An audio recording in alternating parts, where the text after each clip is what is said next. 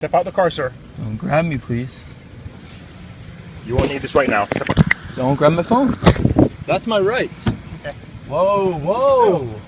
Sir. This is complete BS. Let's get out of here. This poor guy never should have been arrested.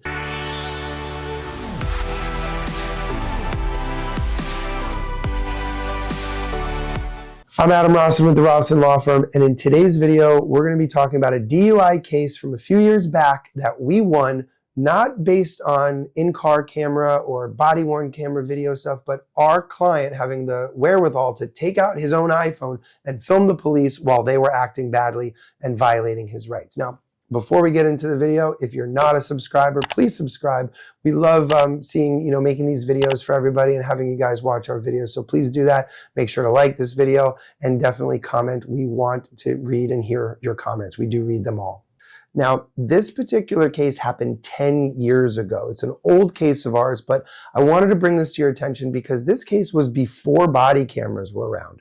And in this particular case, our client, Carl, he was arrested for DUI. And what happened was he went out, it was a late night, he was really tired. And what he ended up doing was he pulled off the side of the road in a residential neighborhood and he just went to sleep. He was really tired. He really hadn't been drinking that much. It really, he wasn't out like super partying or anything. But he just went up and pulled off the side of the road and went to sleep. And what happened was, I think the homeowner that was there said, called the police and said, hey, we have this weird car, out on my, right next to my driveway. Okay, so fine. Two Fort Lauderdale police officers, they show up and they wake him up and they're immediately aggressive with him. So he at least had the mental wherewithal to show that he wasn't drunk. And what he did was he pulled out his own iPhone and started filming the police.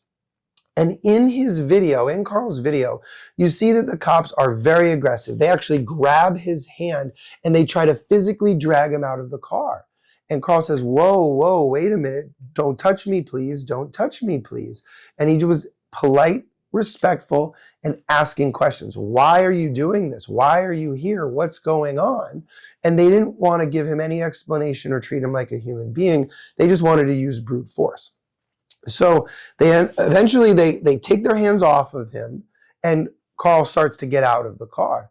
And as soon as he does, the cops say, well, you're not going to need this phone in this camera. And you hear, and then of course they shut it off. Okay, fine, right?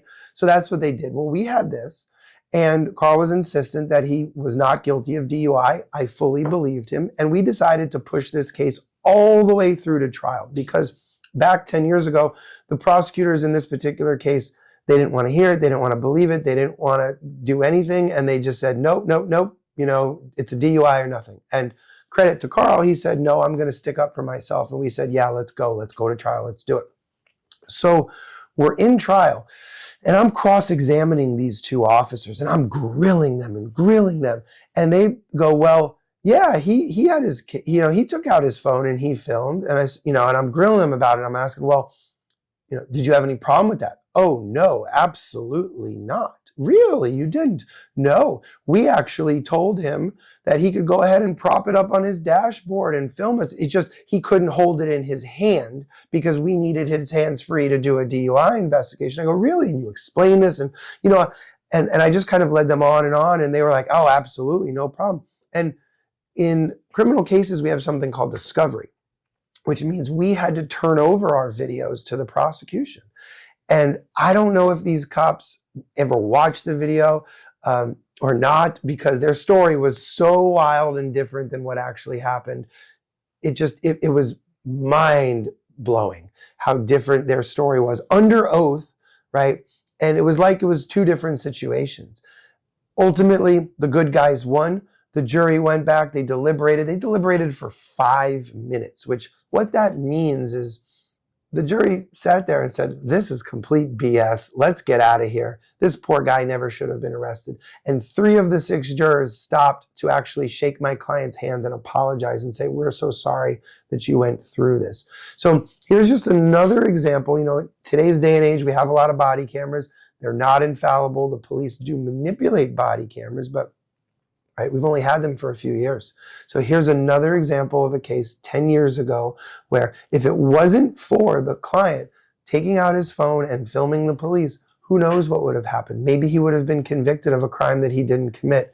So we love showing these videos to everybody, making sure that you guys can see what we deal with on a daily basis. Feel free, give us, we love hearing from you. We love your comments. We read them all. And if you ever have any questions about any criminal case, especially in South Florida, you can give us a call, 754-206-6200.